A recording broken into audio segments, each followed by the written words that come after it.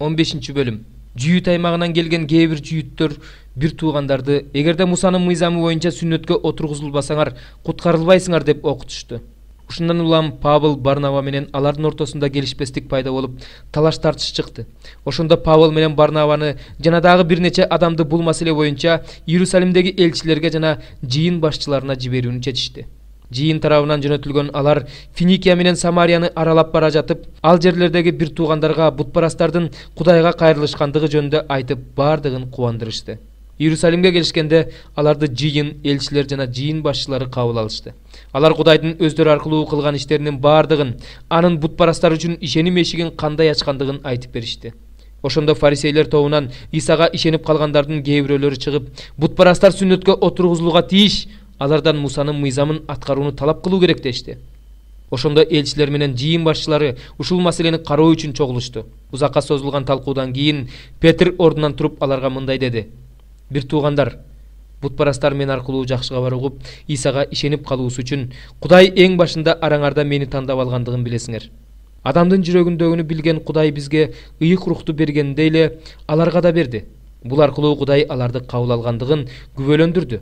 Алардын жүрөктөрүн өздөрүнүн ишеними аркылуу тазалап, алар менен биздин ортобуздагы айырмачылыкты жок кылды. Эмне үчүн силер шакирттердин мойнуна ата бабаларыбыз да биз да көтөрө албаган түйшүктү жүктөп, Кудайды сынап жатасыңар. Бирок биз Теңирибиз Иса Машаяктын ырайымы менен алар сыяктуу эле куткарыларыбызга ишенебиз. Ошондо бүт эл тынчтанып, Барнава менен Павылдын сөзүнө кулак салышты. Алар Кудайдан бутпарастар арасында кандай ажайыптар менен кереметтерди жасагандыгын айтып беришти.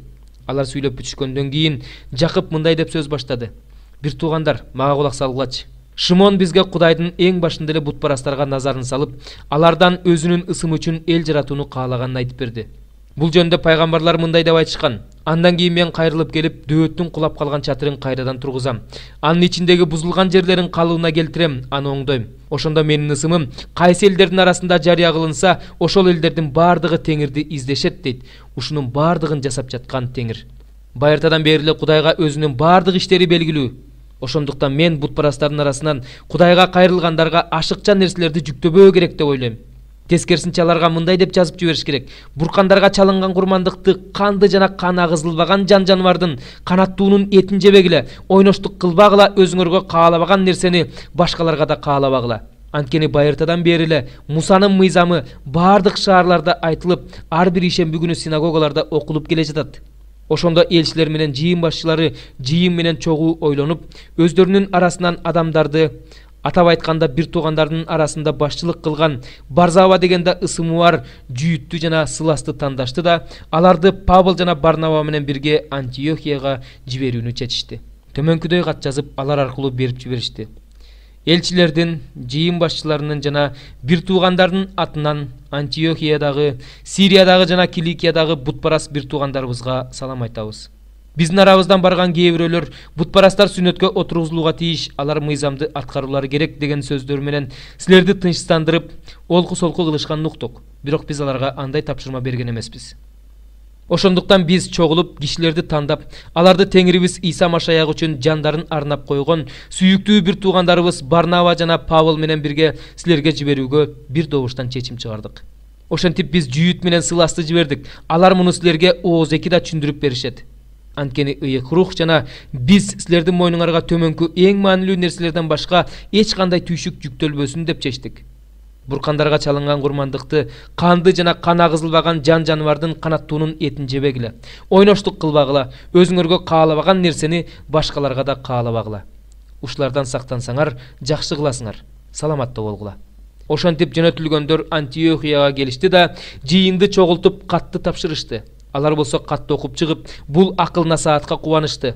Жүйүт менен Сылас пайгамбар да болушкандыктан бир туугандарга көптөгөн акыл насааттарды айтып, алардын ишенимин бекемдешти. Ал экөө Антиохияда дагы бир аз убакыт болушкандан кийин бир туугандар аларды элчилерге тынчтык менен узатып жиберишти.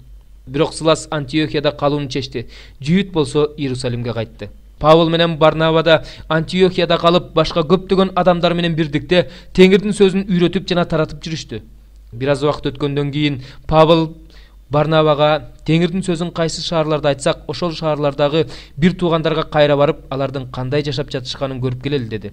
Барнаба Марк дегенде ысымы бар жаканды ээрчитип алгысы келди. Бирок Павыл өздөрүнө тапшырылган ишке чогуу барбай, Памфилияда калып калган жаканды ээрчиткиси келген жок. Ушундан улам Павыл менен Барнабанын ортосунда келишпестик пайда болуп, экөө бири-биринен бөлүнүп кетишти. Барнаба Маркты алып Кипрге сүзүп кетти. Павыл болсо Сыласты тандап алды да бир туугандар тарабынан Кудайдын ырайымына тапшырылып жолго чыкты. Ал Сирияны жана Киликияны кыдырып, ал жерлердеги жыйындарды бекемдеп жүрдү.